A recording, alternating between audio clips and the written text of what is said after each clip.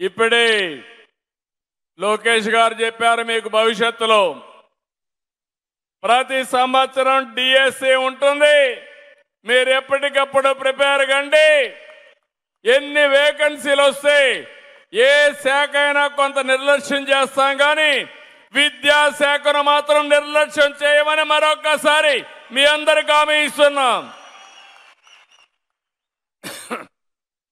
సంకల్పం మంచిదైనప్పుడు ఆటోమేటిక్గా దాన్ని సాధిస్తాం. 106 కేసులు వేశారు. మన దగ్గర ఒక ప్రతిపక్షం ఉంది, చేతగాని పక్షం, మంచి చెయ్యలేరు, మంచి జరిగితే చూసి సహకరించలేరు.